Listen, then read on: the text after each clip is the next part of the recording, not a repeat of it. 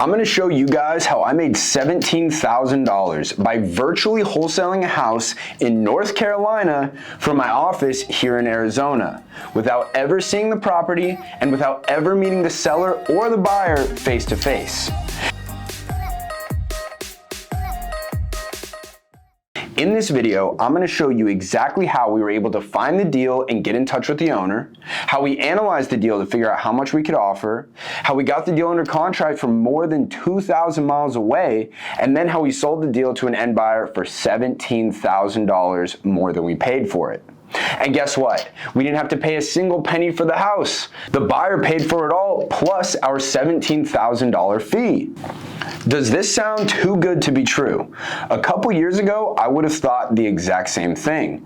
But continue watching this video and I'm going to show you exactly how it works. Step one was finding the deal. We did this by pulling a list on batch leads in North Carolina. Now, if you want to learn step by step how to pull a list the exact same way I did to get this lead, go watch this video right here. Once we pulled the list, we submitted that list to our cold callers. They called through it and asked everybody if they would be looking to sell. The owner of this property said that they did want to sell, and the call was live transferred over to one of my closers here in Phoenix. My acquisitions agent learned that the owner of the property has moved out of the property and now lives in Japan and didn't want the property anymore. The seller told them that they wanted $90,000 for the property, and if they didn't sell it, they would just end up renting it out. Now that we had found the deal, step two was for us to analyze it. We did this by pulling the property up on Zillow and batch leads.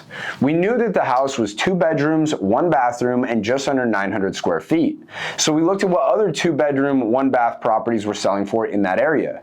It turns out that there were actually 2 other properties super close to our subject property that were 2 bedrooms, 1 bath, and under 900 square feet that had sold for $65,000 and $60,000. One of the properties wasn't in very good condition, and the other one had just had a full interior remodel. Based on that, we figured that an investor would want to put in about $20,000 into the property, and then they would then have a property worth around $60,000. This meant that we needed to be around $20,000 for the property, $70,000 less than what the seller was originally asking. Now, step number 3 was for us to make our offer and hopefully get the property under contract. My closer called the seller and explained to them what we had found. She showed the seller the comparable properties that had sold for $60,000 and explained to them that as an investor, we would also need to make a profit. Based on this information, our offer would need to be around $20,000. The seller decided that she didn't want to be responsible for renting the property out, and even though our offer was much less than what they were originally asking, they were prepared to negotiate. My closer and the seller ended up agreeing on a price of $25,000. My closer then sent the seller a virtual version of this very contract to the seller using a program called DocuSign. DocuSign allows us to sign and send legally binding documents to anybody with email access. And guess what, guys? I'm going to give away a copy of this exact same agreement so you can start using it right now to wholesale houses. All you have to do is click the link in the description below for free wholesaling resources. There you will get a copy of this agreement and more absolutely for free. Now that we had an agreement to purchase the property, it's time for us to move to step 4, which is to market the deal to investors and sell it.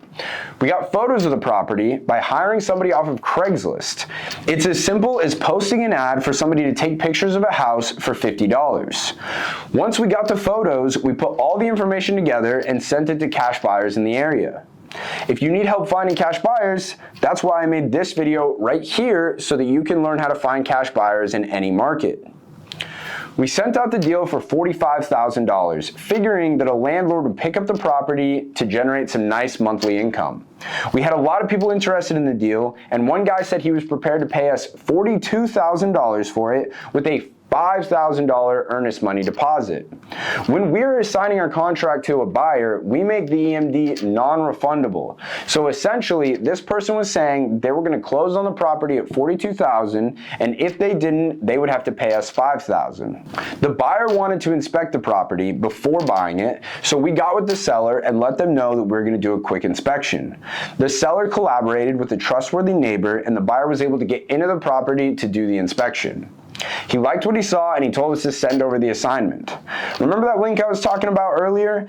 You can go ahead and get the exact same assignment contract we use there for free as well. Now that we assigned the property, all that was left to do was wait for closing. On the day of closing, the buyer wired $42,000 to the title company, then the title company distributed $25,000 to the seller and $17,000 to us.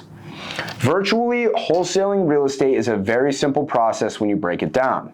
It's 5 easy steps. Step 1 is to find a deal. Step 2 is to analyze the deal. Step 3 is to get the property under contract. And step 4 is to market the property to an end buyer.